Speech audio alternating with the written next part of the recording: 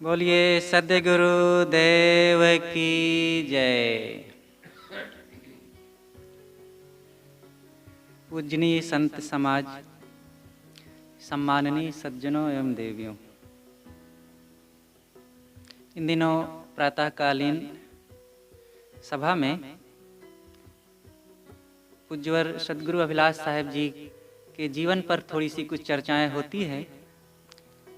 पीछे जो हुआ था उसी के आगे आज हम पुनः चर्चा करते हैं। बिना बोले कैसे खेलें। एक बार गुरुदेव जी का कार्यक्रम छत्तीसगढ़ में था। ये रायपुर जिले की घटना है। खिसोरा नाम का एक गांव है, वहां पर आप थे। दोपहर का समय था। भोजन के पश्चात आपको विश्राम करना था, लेकिन जहां पर निवास था वो निवास एक गली के पास था और कमरा गली से एकदम सटा हुआ था। और जैसे ही आप विश्राम करने के लिए गए तो गली की तरफ खिड़की भी थी और कई बच्चे आ करके खेलने लगे वहीं।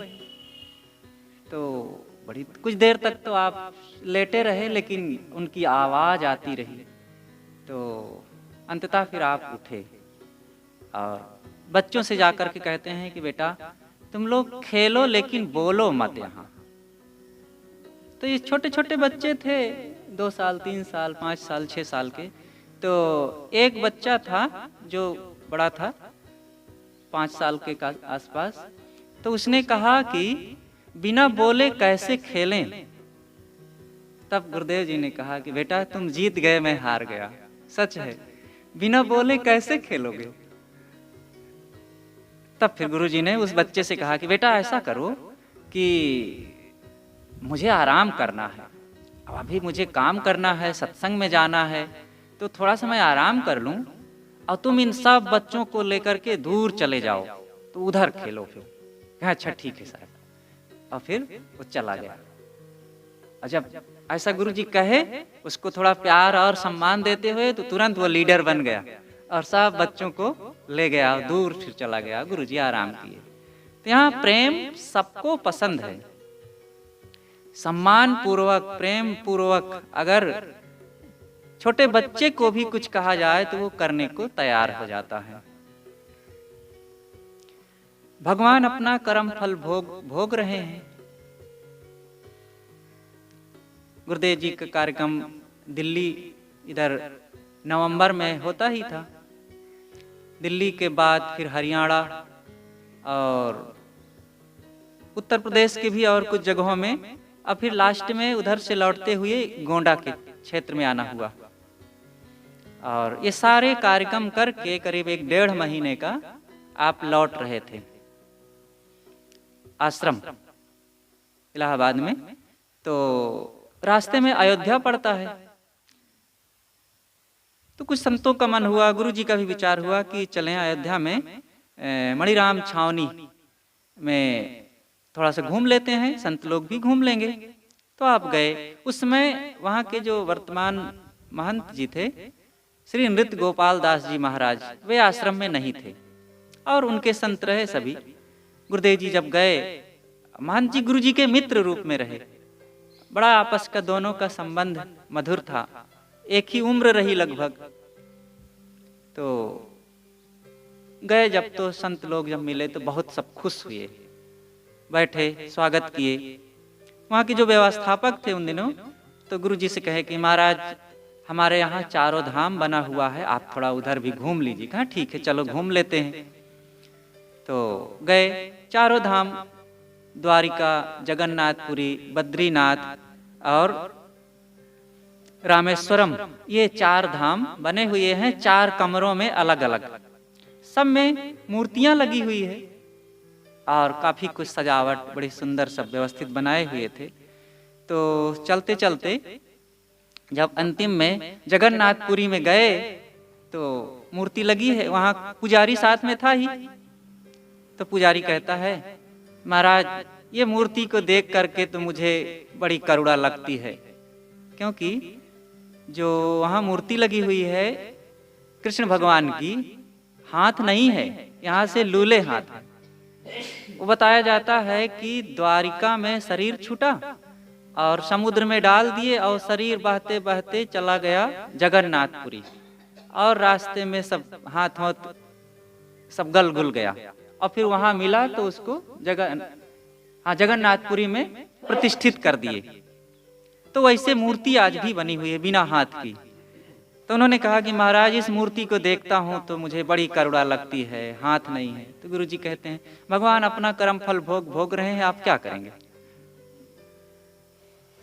तो कहा जाता है कि शिशुपाल की भुजा को श्री कृष्ण ने उखाड़ लिया था। जब बच्चा पैदा हुआ था शिशुपाल, तो उसके 4 हाथ थे और 3 नेत्र थे, मतलब 2 हाथ और 1 नेत्र अतिरिक्त थे। तो कहा जाता है कि महाराज श्री कृष्ण गए तो उनके हाथ झड़ गए, नेत्र लुप्त हो गए। तो उसी के लिए पंडितों ने लिखा कि शिशुपाल की भुजा उपारी आप भय हरि ठूठा। कबीर साहब ने वही बात को उदाहरण दिया है कि शिशुपाल की भुजा उखाड़ ली है तो अपने भी लूले हो गए। तो वही बात को गुरुदेव जी ने कहा कि भगवान अपने कर्म फल भोग रहे हैं, आप क्या करेंगे। तो जैसे ही गुरु जी ऐसे चुटीली बात कहे तो पुजारी भी हंस दिए और उपस्थित सब लोग हंस डाले। यहाँ तो है कर्मों का फल सबको भोगना पड़ता है, कोई इससे बच नहीं सकता है। निश्चिंतता और निर्मोहता मानव मात्र की मूल आवश्यकता है कि वो चिंता से सदैव दूर रहे। किसी को चिंता पसंद नहीं है। चिंता ऐसी है कि सबको जलाती है। चिता और चिंता में बस थोड़ा सा एक बिंदु का अंतर है। चिता मुर्दे को जलाती है और चिंता जीवित व्यक्ति को धीरे धीरे जला डालती है। लेकिन अगर कोई प्रकृति के प्रांगण में विद्या लेना चाहे, सीखना चाहे, तो चिंता की कोई जरूरत नहीं है। गुरुदेव जी के विचारों में वेद, उपनिषद, रामायण, भागवत, पुराण और भारतीय दर्शन आदि पर तो प्रवचन विचार आपके होते ही रहते थे। आप सामान्य छोटी छोटी बातों का भी बड़ा मनोयोग पूर्वक उदाहरण देते थे। कई बार तो आप पशु पक्षियों, कुत्ते बिल्ली आदि जानवरों के लिए भी इतना बढ़िया उनका उदाहरण लेकर के कह देते थे कि सोचते ही बनता था। वे कहते थे अक्सर जब सड़कों पर चलते हैं तो आप लोग भी देखते होंगे, सड़कों के किनारे गायें बैठी हैं। अब चारों तरफ से गाड़ियां आ रही जा रही और वो बीच में बैठी पागुर मार रही, कोई चिंता नहीं। और हम लोग बिस्तर पर हैं, बढ़िया पलंग गद्दा चादर सब कुछ ताने हैं, लेकिन नींद नहीं आ रही। और वो मस्त बैठे चौराहे पर, सड़कों के किनारे, यहाँ तक कि एकदम सट के गाड़ियां जा रही हैं तो बहुत कुछ हुआ तो मुंह इधर कर लेंगे, हो गया, कोई चिंता नहीं। गाय को अपने बच्चे की चिंता नहीं होती। बैल को तो पता भी नहीं कि मेरा कोई बेटा है। और गाय थोड़े दिन दूध पिलाती है और फिर जब जैसे ही 6 महीना का हुआ बच्चा, दूध छूटा और बच्चा कहाँ गया और गाय को कोई पता नहीं। निश्चिंत रहें। गुरुदेव जी कहा करते थे ये मनुष्य कितना अभागा है, ये अपने बच्चे को पालता है, बच्चे के बच्चे को पालता है और चिंता करता रहता है उसके गुजर के लिए, उसके शरीर के लिए, उसके निर्वाह के लिए, उसके व्यवहार व्यापार धंधे के लिए। और कहते थे अगर ये 200-400 साल जीवित रहे तो बच्चे के बच्चे के बच्चे के बच्चे को पालता रहेगा और सबकी चिंता करता रहेगा और अपना भजन का काम नहीं करेगा। तो इन गायों से हमें सीखना चाहिए, कुत्तों से सीखें। कुत्ते भी सिखाते हैं कि नहीं? कुत्ते कितना वफादार होते हैं, किसी के यहाँ खाते हैं तो फिर उसका घर नहीं छोड़ते और मांगते भी नहीं है कि हमें इतना चाहिए। ये दीजिए। जो पालतू हैं उनकी बात अलग है, उनको तो सारी सुविधाएं मिल जाती है, और जो छुट्टे हैं, जो पालतू नहीं है, उनको भी देख लो, वे भी तो कोई चिंता नहीं करते और समय से खाएंगे। और सुबह उठ करके कुत्ते घूमते हैं, खेलते हैं, और कुछ भी उनके पास नहीं है। पक्षियों को देखिए, ना कोई बैंक बैलेंस, ना कोई खेती, ना कोई व्यापार, ना कोई घर, और ना कोई और उनकी सुविधाएं हैं, लेकिन चहचहाते हैं। सुबह से ही फुदकना, चहचहाना और गाना उनका शुरू हो जाता है। तो इस प्रकार से हमें भी जीवन को निश्चिंत बनाने के लिए ज्ञान, विचार, भक्ति, सत्संग के क्षेत्र में आगे बढ़ करके अपने कल्याण का काम और अपने उद्देश्य को ध्यान में रख करके दुख निवृत्ति की ओर बढ़ना चाहिए। आदमी तो सोच सोच के केवल घुलता है। और क्या सोचता है? शरीर के बारे में, इंद्रियों के भोगों के बारे में। और यह सोचना अच्छी बात नहीं है।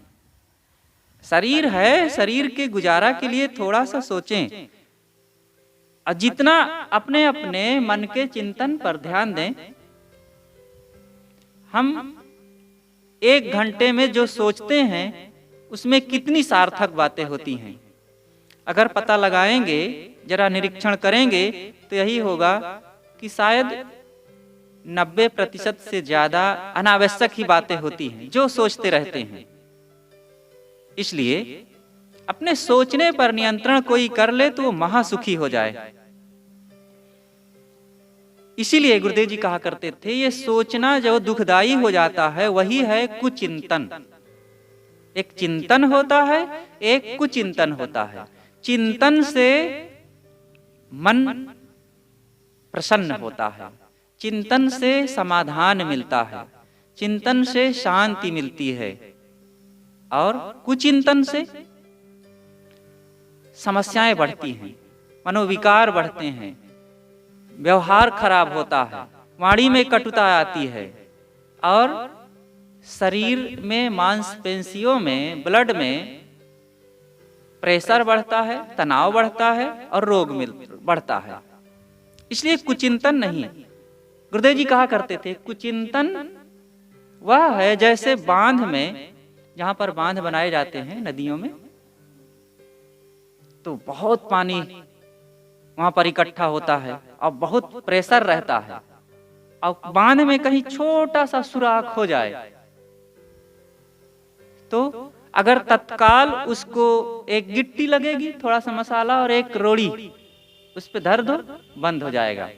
और कोई सोचे कि अरे इसमें क्या है, तो वही छेद फिर धीरे धीरे इतना बड़ा हो जाएगा कि एक समय ऐसा आ जाएगा कि किसी भी ताकत से उसको नहीं रोका जा सकता, और बांध टूटेगा और चारों तरफ विप्लव आएगा, प्रलय आएगा। ऐसे ही है जीवन में हमारे कुचिंतन थोड़ा सा आया और सावधान हो जाए, अपने मन को, अपने अहम को, अपने स्वभाव को तुरंत ठीक कर ले, बदल ले। और नहीं ठीक किया गया अगर, तो धीरे से गुणात्मक परिवर्तन आ जाता है और व्यक्ति कहीं का कहीं पहुंच जाता है।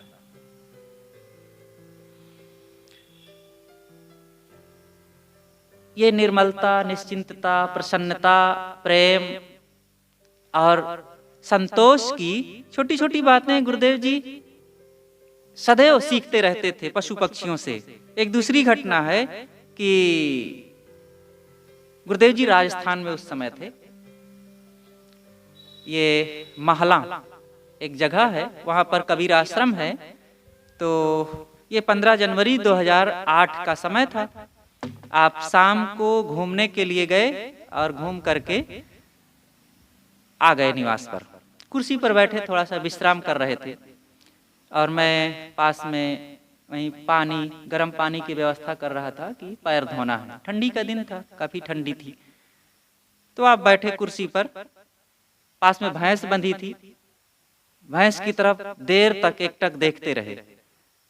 करीब 1-1.5 मिनट के बाद फिर मुझसे कहते हैं, भैंस ने 65 बार पागुर मारा। तो कहे देखो इन जानवरों को किसी ने नहीं बताया है कि पागुर करना चाहिए, और खाते समय जल्दी जल्दी खा लेते हैं और बाद में फिर उसको निकाल निकाल निकाल करके पागुर मारते हैं और चबाते हैं और फिर गटक जाते हैं, फिर दूसरा निकालते हैं। ऐसा लगता है कि जो अन्न चबाया हुआ है वो दूसरे स्टोर में है और चबाया हुआ फिर से वापस दूसरे स्टोर में डाल लेते हैं। अच्छा, हाँ, तो अलग अलग है। तो अब कैसा उनका स्वाभाविक है कि अन्न चबाया हुआ से निकाल करके और फिर चबा करके और इतना चबाना है और फिर वापस दूसरी जगह चला जाए चबाया हुआ। और कहा जाता है 4 उनके पास कोठरी होती है, तो देर तक देखते रहे और फिर बाद में हमसे कहते हैं भैंस ने 65 बार पागुर मारा। कहे मनुष्य, फिर कहते हैं कि मनुष्य कैसा आदमी है, थोड़ा भी प्रकृति को नहीं समझता, जो नहीं खाना चाहिए वह खाता है, जैसा नहीं खाना चाहिए वैसा खाता है और असमय में खाता है, सब कुछ अप्राकृतिक बना डालता है। इसीलिए नाना समस्याएं इसके ऊपर बराबर आती रहती हैं। तो इन छोटी छोटी बातों से भी प्रेरणा लेते थे। हम सबको भी ऐसे सीखना चाहिए और कभी कभी तो इन छोटी छोटी बातों को भी अपने श्रोताओं में, भक्तों में और बड़ी बड़ी सभाओं में भी कहा करते थे। जो महापुरुष ज्ञान देते हैं कोई अजूबी चीज नहीं देते हैं कि किसी दूसरे लोग की या ऐसी कोई फिलॉसफी बतावें कि जो हम नहीं जानते हैं। हमारी जो जरूरत है वो हमारे आसपास बिखरे हुए प्रकृति के प्राणी पदार्थों के बीच में ही वो सारी सामग्री है। वो ज्ञान की बातें, वो व्यवहार की बातें और वो शांति की बातें सीखने की जरूरत है। सदगुरु कबीर ने भी तो यही किया है। केला का, बेर का, आम का और कटहल का सबका तो उदाहरण दिए हैं। गाय का, बैल का, पशु पक्षियों का, प्रकृति का, हवाओं का, सबका उदाहरण। तो हमें इन सब से सीखना चाहिए।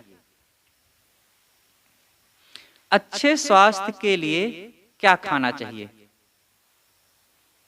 गुरुदेव जी इलाहाबाद के प्रीतम नगर आश्रम में थे। आप अपने कक्ष में बैठे कुछ लिख पढ़ रहे थे।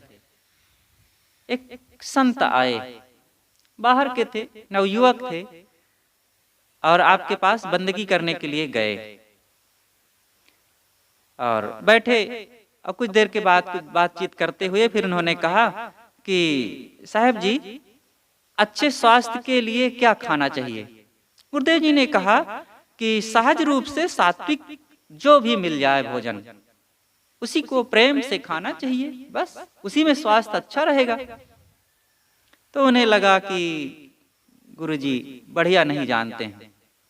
तब उन्होंने एक अखबार की कटिंग निकाला और दिखाते हुए कहा कि गुरुजी डॉक्टर ने लिखा है कि इतनी सब्जी, इतना फल, इतना दूध, इतना दही, इतना घी, इतना मक्खन, इतना मेवे और इतना और अन्य चीजें जो लेता है उसका स्वास्थ्य अच्छा रहता है।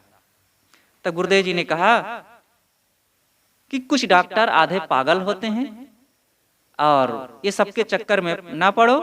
अगर तुमको साधना करनी है तो ये पर्चा को फाड़कर फेंक दो और भोजन के समय में ये देखो ही मत कि तुम्हारी थाली में रोटी के साथ सब्जी है कि नहीं। नमक मिल जाए इतना काफी है और नमक भी ना मिले तो सूखी रोटी चबा के खाओ और बड़ी मीठी लगेगी और बहुत स्वादिष्ट लगेगी अगर संतोष पूर्वक चबा करके ठीक से खाओगे तो। और ये नकल झप्पी में साधना नहीं होगी। और यही सब खाना है तो जाओ खूब कहीं मेहनत मजदूरी करो, कमाओ खूब और पैसा इकट्ठा करो और फिर खूब खाओ और फिर शरीर को रोगी बनाओ और फिर जाकर के डॉक्टरों का चक्कर लगाओ। और तुम दूध दही घी खूब खाने के लिए कहते हो। ये बैल घोड़े क्या खाते हैं? कितना दूध दही घी मक्खन मेवे खाते हैं, घास भूसा खाते हैं और दूध दही घी खाने वाला एक व्यक्ति बैल से लड़ ले और देख ले कौन जीतता है। तो ये इतना कहे तो वे हंसने लगे। बैल क्या खाते हैं? घास भूसा खाते हैं। अब बचपन में जो थोड़ा सा दूध पी लिए सो पी लिए, दही कभी खाए हैं, मक्खन घी खाते हैं वे? अब आदमी इतना सब खाता है और लड़ ले कौन जीतेगा? तो फिर वे मुस्कुराने लगे और शांत हो गए। फिर गुरु जी ने कहा कि अंतिम में कि सादे भोजन में प्रेम प्रसन्नता से जो खाया जाए उसी में सारी प्रोटीन विटामिन भरी हुई है, इसलिए सहज रहो और भूख लगने चाहिए, बस भूख लगने पर खाओ, सात्विकता पूर्वक और प्रेम से खाओ। भगवान का अवतार होने वाला है। गुरुदेव जी गुजरात में थे उन दिनों। 2 जनवरी 2010 की बात है। बड़ौदा जिला के नाना अमादरा गांव में मूलजी भाई, इस समय जो हैं सुभाष भाई के पिताजी, इनके घर पर कार्यक्रम था। मूलजी भाई तो नहीं रहे, सुभाष भाई की माँ मतलब मूलजी भाई की पत्नी का देहांत हो चुका था, उसी के उपलक्ष्य में वो कार्यक्रम था।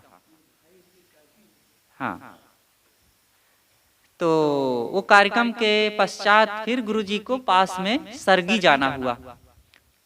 वो भी बड़ौदा जिला में ही पड़ता है, बुड़ेली के पास। तो सरगी स्नेहिल भाई, पद्मा बहन, ये उन लोगों का घर है। तो शाम का समय था, आप अपने निवास पर बैठे हुए थे। इतने में 2 देवियां आई, किसी संप्रदाय की रहीं, वे साध्वी रूप में रहीं। उन लोगों का वहां पर काफी कुछ प्रचार है, घर घर में भी उनके झंडे लगे हुए हैं। तो वे लोग थोड़ा सा बड़े विशेष ढंग से आई और गुरुजी के पास बैठी और आते ही वे लंबी चौड़ी बातें फिर सुनाने लगी। उन्होंने कहा, ईश्वर की शरण में जो जाता है बस उसी का उद्धार होता है। अब तो समय की सीमा भी समाप्त होने वाली है और बस थोड़ा समय रह गया है और ये आखिरी जो समय आ रहा है, सन 11 तक में प्रलय होने वाला है महाराज, और बहुत तेजी से यहाँ सब कुछ बदल जाएगा, कुछ रहेगा नहीं यहाँ। और इसलिए जो करना है बस कर लेना चाहिए। और बड़ा लंबा चौड़ा व्याख्यान देते गए। इसलिए उसके धाम में चलना और उसकी शरण में चल करके ही कल्याण होगा और सब सुखी हो सकते हैं। तो गुरु जी तो पहले भक्त बन करके देर तक उनकी बातें चुपचाप सुनते रहे, लेकिन उनका व्याख्यान बंद ही नहीं हो रहा था। तब फिर अंतिम में आपने कहा कि भगवान अवतार लेगा और वो प्रलय करेगा। यहाँ सब लोगों ने, धार्मिक लोगों ने अपना अपना भगवान बना रखा है और सब ने अपने अपने भगवानों को डांट दिया है कि हमारे ही संप्रदाय वालों का कल्याण करना, दूसरे वालों का नहीं। और सब अपनी अपनी तरफ खींच रहे हैं। मुसलमान लोग कहते हैं कि जो इस्लाम में आए, कुरान को माने और मोहम्मद साहब की शरण में जाएगा उसी का कल्याण होगा, बस दूसरे का नहीं। ईसाई लोग कहते हैं बाइबिल को जो मानेगा, ईसाइयत को स्वीकार करेगा, वो भगवान उसी का कल्याण करेगा। और गोस्वामी तुलसीदास जी कहते हैं कि जो राम को भगवान परमात्मा नहीं मानेगा, उसकी शरण में नहीं जाएगा, वो बिना सींग पूंछ का पशु है। और मधुसूदन सरस्वती ने भी कह दिया है महाराज श्री कृष्ण के लिए कि निर्यम गताः, जो श्री कृष्ण की शरण में नहीं जाएगा वो नरक में जाएगा। तो सब ने अपने अपने भगवानों को अपने अनुसार बनाया है और डांट दिया है कि दूसरे का कल्याण नहीं करना। तो फिर एक दूसरे के ख्याल से सबको नरक में जाना है। मुसलमानों के ख्याल से ईसाई, हिंदू, यहूदी, राम उपासक, कृष्ण उपासक सब नरक में जाएंगे। और ईसाइयों के ख्याल से मुसलमान, हिंदू और कृष्ण उपासक, राम उपासक, बौद्ध, जैन सब नरक में जाएंगे। और गोस्वामी तुलसीदास जी के ख्याल से जो श्री राम को नहीं मानते हैं, चाहे वो बुद्ध को माने, चाहे कृष्ण को माने, चाहे कबीर को माने, चाहे ईसा को माने, चाहे मोहम्मद को माने, वो सब नरक में जाएंगे। ऐसे कृष्ण उपासकों तो यहाँ तो एक दूसरे सब नरक में जाएंगे ना, बचेगा कौन? तो आप भी तो नहीं बचेंगी, काहे को ये गीत गा रही हैं बेकार की। जब ऐसा कहे तो उनका मुंह सिकुड़ गया। अब वो बेचारी सोच रखी थी कि हम चलेंगे और महाराज जी को बदल देंगे, और महाराज जी बदल जाएंगे तो उनके सारे चेले लोग हमारे हो जाएंगे और फिर हमारा बढ़ जाएगा प्रभाव। लेकिन ऐसा हुआ नहीं। गुरुदेव जी ने फिर और कहा कि ये भगवान केवल इन धार्मिकों के यहाँ जा करके और पब्लिक को केवल परेशान करता है। यहाँ आओ, यहाँ मंदिर में चढ़ाओ, तब ये होगा, और केवल डराता धमकाता है, इनको सुधारता नहीं है। उसी समय मुंबई में कई घटनाएं घटी थी, होटल में गोली चली थी, बम फोड़े गए थे, और पाकिस्तान के बॉर्डर पर कई घटनाएं घटी थी। गुरुदेव जी ने कहा कि भगवान वहां पर बम फोड़ा गया, उसको नहीं रोक सका। पाकिस्तान के बॉर्डर पर कई जवान भून दिए गए, वहां न रोक सका। चाइना के बॉर्डर पर कहां कौन धाक लगाए बैठा हुआ है, उसको नहीं देख पाता है। हाँ, इन संप्रदायों के घेराबंदियों में इन लोगों को जाकर के केवल पब्लिक को वर्गलाने का काम करता है बस।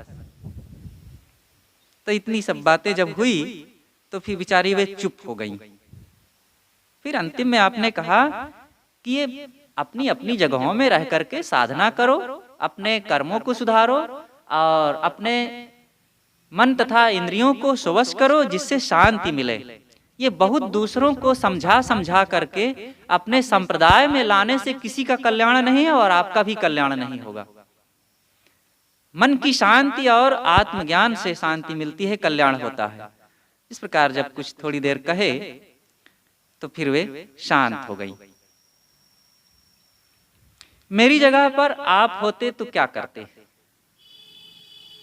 एक संत थे, तो वे अक्सर गुरु जी की नकल किया करते थे, और गुरु जी जैसे पहनना, गुरु जी जैसे रहना, उनकी जैसे ही सुविधाएं, उनके जैसा सेवा पाना, और हर सुविधाओं को, चीजों को अपने साथ रखना, ये कई चीजें नकल किया करते थे। तो वे चाहें ऐसे, लेकिन अब उनके पास लोग न रहे तो कैसे सब बने। तो कभी कभी इलाहाबाद आवें तो यहाँ भी वही इच्छा व्यक्त करें, गुरु जी का निवास पर भोजन आ जाता है तो मेरे लिए भी भोजन ला दिया जाए, गुरु जी की सेवा में इतने लोग रहते हैं तो मेरे भी सेवा में कोई रहे। तो ये कई चीजें चाहें, इच्छा व्यक्त करें। तो गुरु जी उनको समझावें कि देखो बेकार में बहुत ये सब इच्छा ना बनाया करो और सहज रहो, शांत रहो। तो एक दिन आए और बैठे, कहें साहब जी मेरे जगह पर आप होते तो आप कैसे रहते? तो गुरु जी ने कहा कि आप कहने से कोई फायदा नहीं है, लेकिन अब आप पूछ ही रहे हैं तो मैं बताऊं तो यही होगा कि आपकी जगह पर मैं होता तो मुझे कोई जान भी ना पाता कि कहाँ है अभिलाष दास। मैं इतना शांत सिमट करके अपना स्वयं नहा लेता, खा लेता और कपड़ा धो लेता, और जहाँ पर सब लोग रहते हैं सेवा का कार्य, जहाँ जरूरत पड़ती जाके सेवा कर लेता और अपनी जगह में चुपचाप भजन करता, और ये दिखावा से मैं एकदम दूर रहता। लेकिन अब मैं ऐसा केवल कह सकता हूँ, कर नहीं सकता। इतना मेरा प्रचार हो गया है, लोग जानने लगे हैं, मानने लगे हैं कि कहीं मैं किसी दूसरे संप्रदाय में भी चला जाऊं तो लोग मुझे पहचान लेंगे और फिर वहां सेवा सत्कार का चक्कर शुरू हो जाएगा, और फिर वहां मैं फिर नहीं रह सकता सहज रूप से। इसलिए ये सब सोचना ही नहीं चाहिए। आगे बढ़ना, आगे बैठना, ये सब साधक के मन में आना ही नहीं चाहिए। सहज रहो, सादे रहो, और ये दूसरों का काम है। वहीं पर गुरुदेव जी कबीर नगर में ही एक बार थे, तो उस समय संत लाओजी क्या कहते हैं पुस्तक पर काम करते थे, लिख रहे थे। तो दोपहर तक लिखने पढ़ने के बाद करीब करीब 11 बजे आप अपने विश्राम स्थल पर लेटे हुए थे। लेटे क्या थे, विश्राम की मुद्रा में बैठे थे, टेक लगाए पीछे। तो मैं पास में गया, बंदगी करके थोड़ा बैठ गया, और एक साधक भोजन के लिए तब तक फिर चला गया। तो गुरुजी कहते हैं कि अभी मैं ध्यान में बैठा था और मन में आया कि शांत, मन शांत बिल्कुल। अब ये तुम लोग साथ में हो तो यहाँ सब कपड़ा इतना मेरा चमक रहा है और भोजन आदि की इस तरह से व्यवस्था कर देते हो और पानी उबाल करके लाते हो, इतनी साफ सफाई है। अब मैं अकेले कहीं साधना करता, जैसे अन्य संत होते हैं अच्छे अच्छे, और भी संत होते हैं अकेले घूमने वाले भी, इक्का दुक्का रहने वाले भी, तो इतना सब टीम टाम थोड़े होता, इतना कपड़ा ना चमकता, उबाल कर पानी ना पीता, इतनी चीजें ना रहती। ये सब चीजें मुझों में कुछ नहीं रखा है।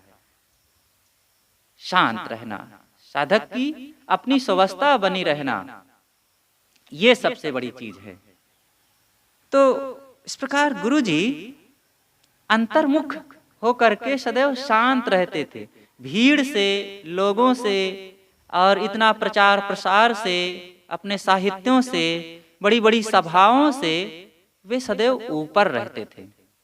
बाहर दिखते थे कि इतने लोगों के बीच में, इतने बड़े थोड़ा प्रभाव में और सब लोगों की गहमा गहमी में और जय जयकार में, ऐश्वर्य के बीच में बाहर से दिखते थे, लेकिन सदैव अपने आप में वे अपनी दशा में रहते थे, अपने स्वराज में रहते थे। इसीलिए वे कहते थे अनैश्वर्य ही मेरा ऐश्वर्य है। अनैश्वर्य, लोग ऐश्वर्य क्या मानते हैं? चीजें, रुपए पैसे, धन दौलत, जमीन मकान और पद प्रतिष्ठा, गहमा गहमी, ये सबको ऐश्वर्य मानते हैं। और अनैश्वर्य आत्म शांत रहना, इसको कोई ऐश्वर्य मानता ही नहीं। लेकिन गुरुजी कहते हैं जिसे ये लोग अनैश्वर्य कहते हैं, यही महा ऐश्वर्य है, आत्म शांत रहना, स्वस्थ रहना। और ये स्वस्थता मिलती है इच्छाओं कामनाओं के त्याग से। इच्छाएं कामनाएं ही तो हमारी दरिद्रता है,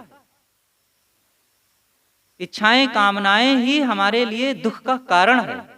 इसलिए शांत रहना, स्वस्थ रहना और प्रसन्नता को बनाए रखना, ये सबसे बड़ी चीज है। कटुक बचन मत बोल रे, सदगुरु कबीर साहब का एक पद है। इलाहाबाद कबीर पारक संस्थान के प्रीतम नगर और कबीर नगर के दोनों आश्रमों में शनिवार और रविवार को सामूहिक रूप से सत्संग कार्यक्रम चला करता है, जिसमें बाहर से भी लोग आते हैं, जो शाम को 6 बजे से 8 बजे तक चलता है। और जब गुरुदेव जी आश्रम में आते हैं तब आपके भी आशीर्वचन सुनने का सुअवसर सबको प्राप्त होता था। एक शनिवार को आप सभा में बैठे सभी भक्तों संतों को संबोधित करके अपने विचार दे रहे थे।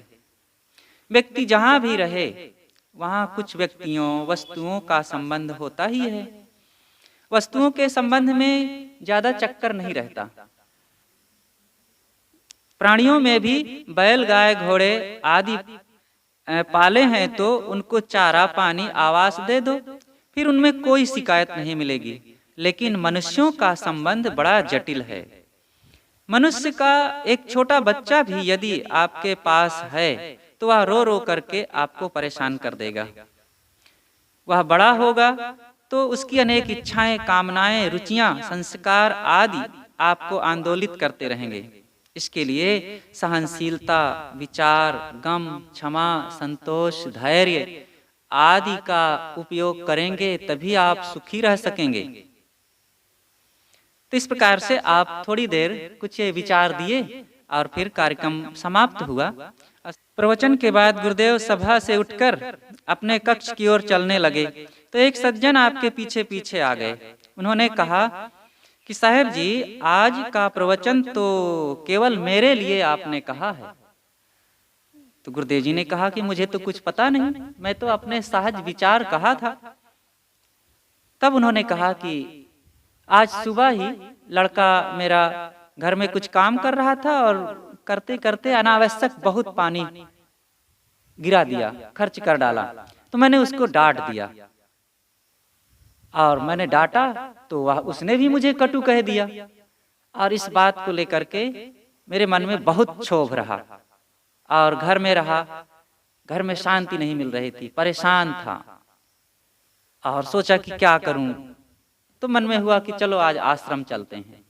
आश्रम चला आया, और यहाँ आज संयोग से कि आज शनिवार सत्संग है, तो सत्संग सुना।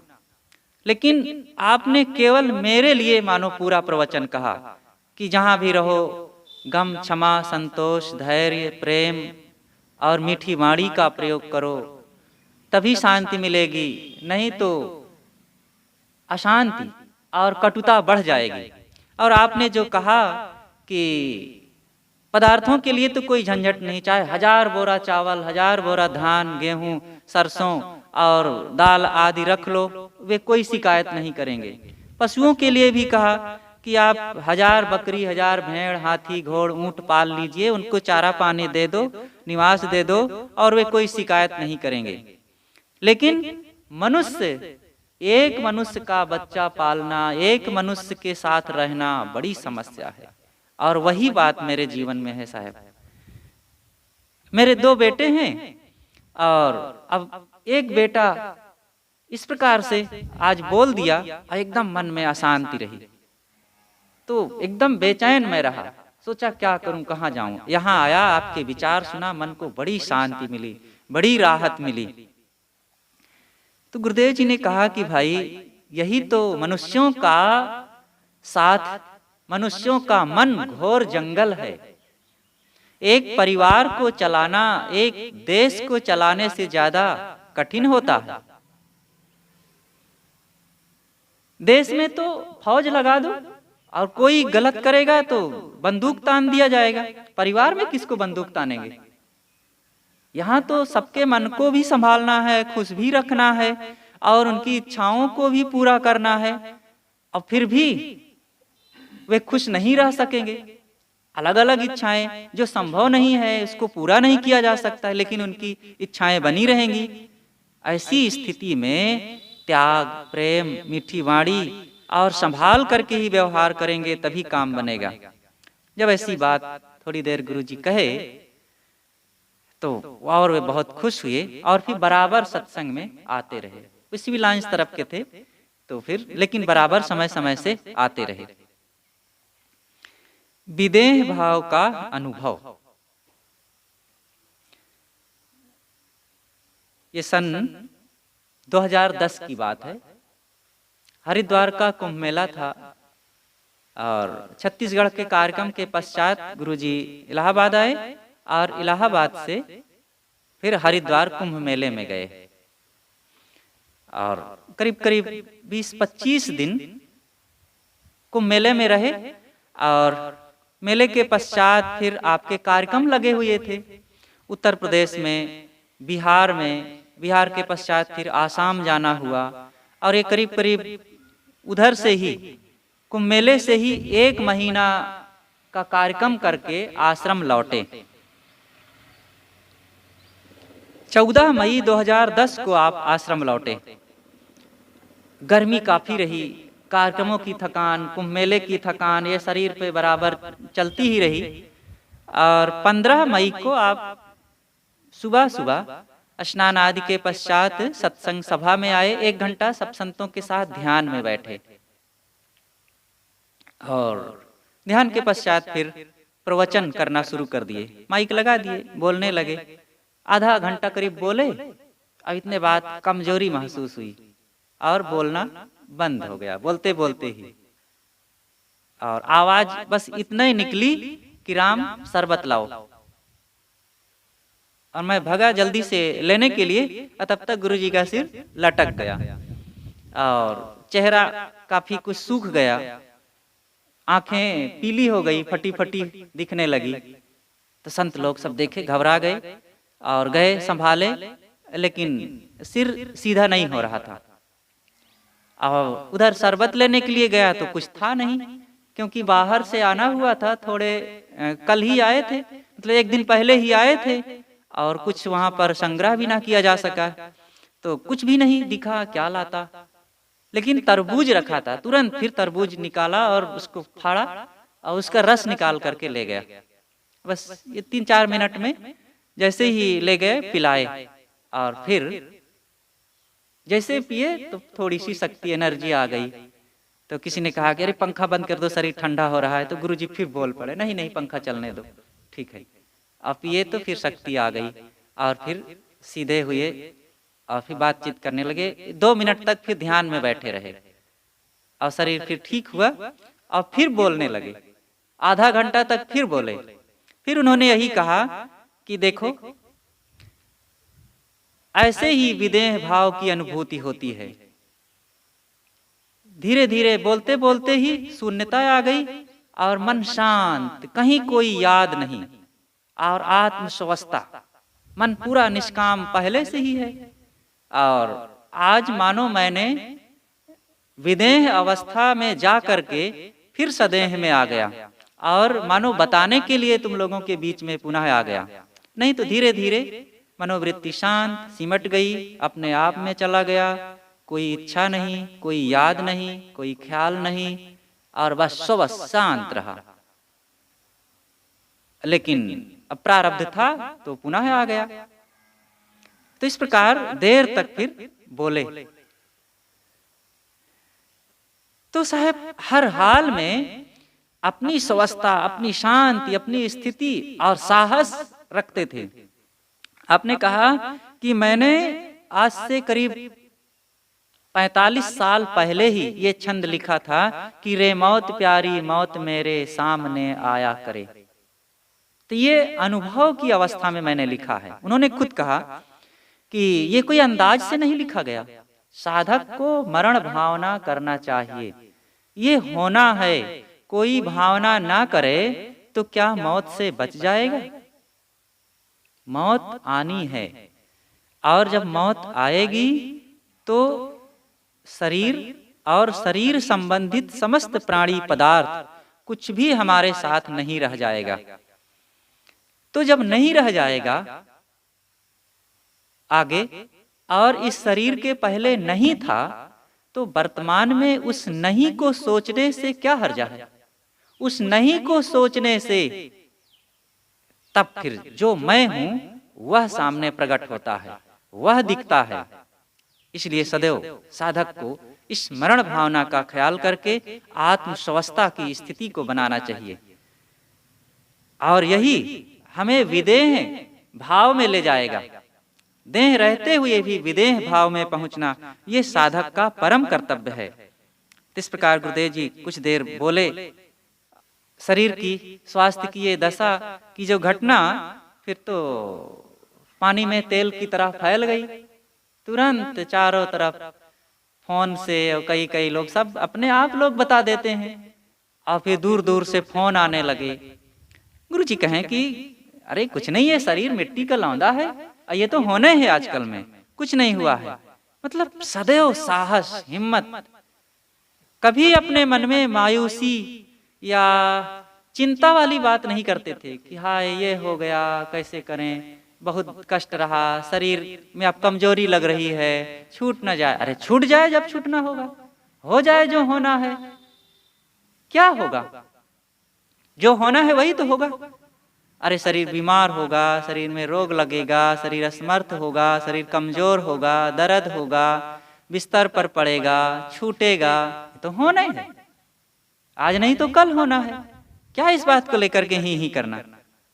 इसलिए बहादुर बनना चाहिए, साहस रखना चाहिए, और मन की इच्छाओं कामनाओं को त्याग करके आत्मस्वस्थता में रहना, ये सबसे बड़ी चीज है। क्या हर्ष, क्या शोक? हर्ष शोक से ऊपर रहे। साधक का कर्तव्य है कि हर्ष शोक से सदैव ऊपर रहे। ये शायद अक्टूबर या नवंबर का समय था। गुरुदेव जी कबीर नगर में थे। ये भी सन 2010 या 11 की बात होगी। तो दोपहर का समय था।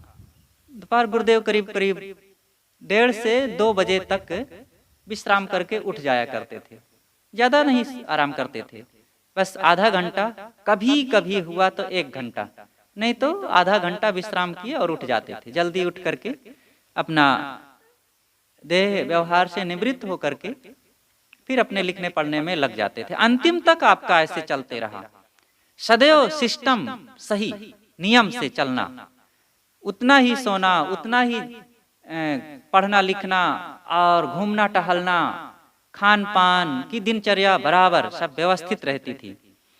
तो आप स्नान कर रहे थे, साथ में रहने वाला साधक आपके कमरे में टेबल के पास खड़ा कुछ अपना एक पुस्तक थी, कोई पढ़ रहा था। अरे कौन था? वो हम ही थे।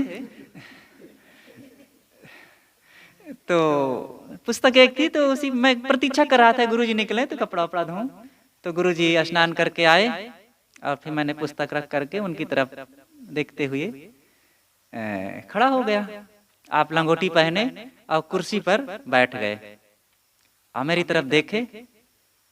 तो देर तक देखते रहे और फिर कहें कि क्या बात, काहे उदास? तो मैंने कहा नहीं गुरुजी कुछ नहीं ऐसा। कह नहीं बताओ क्या बात है। तुरंत वो बड़े मनोवैज्ञानिक थे, तुरंत भाप लेते थे।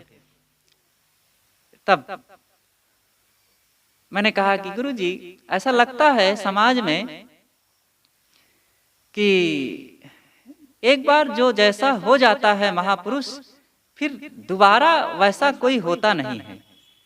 और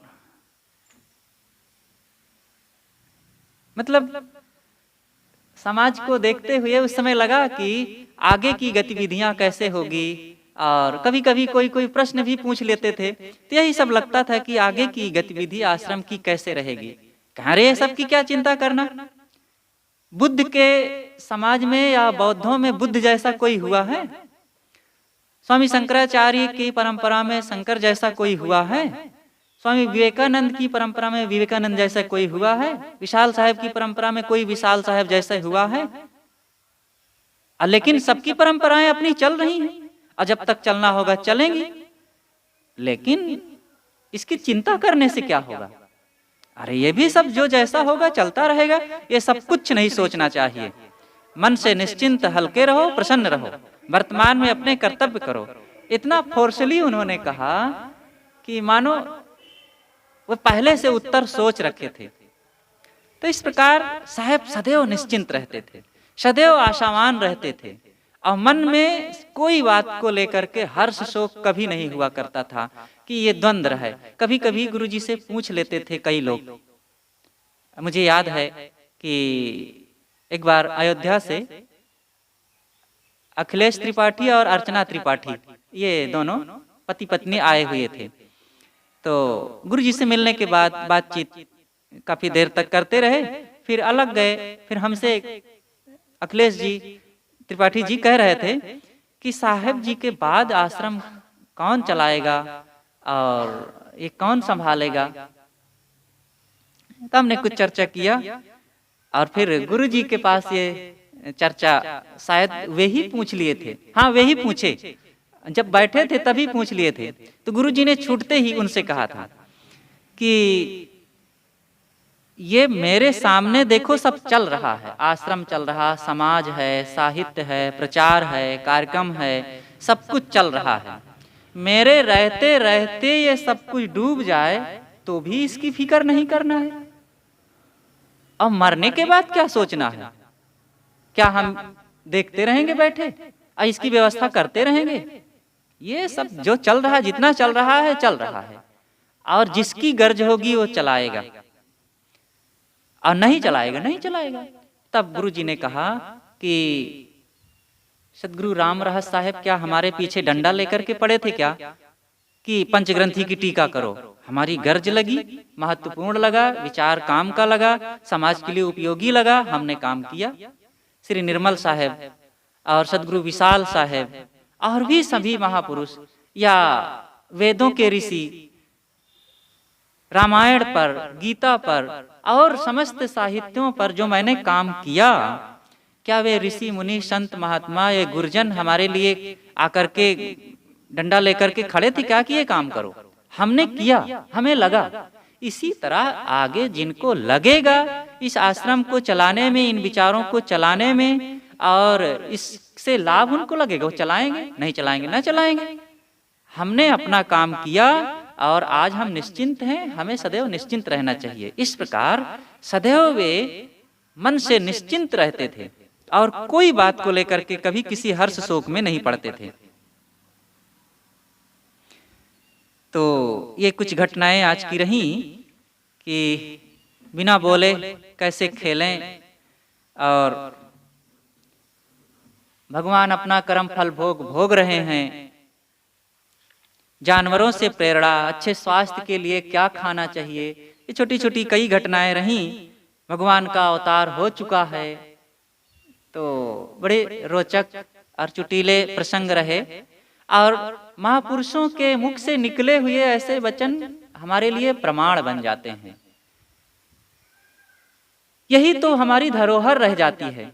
नहीं तो क्या है, जीना खाना तो सबको आता है, और जी करके कुछ दिन यहाँ सब वही कीड़े और पशु पक्षियों की तरह रेंग करके चले जाते हैं।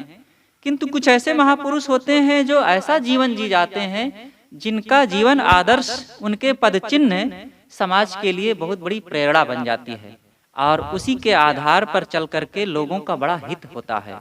तो ऐसे ही प्रेरणा के स्रोत सद्गुरु अभिलाष साहब जी थे, और ऐसे महापुरुषों के विचारों को अपना करके हम सब साधकों को भी अपने जीवन में कल्याण का संबल प्राप्त करना चाहिए। साहेब की जय।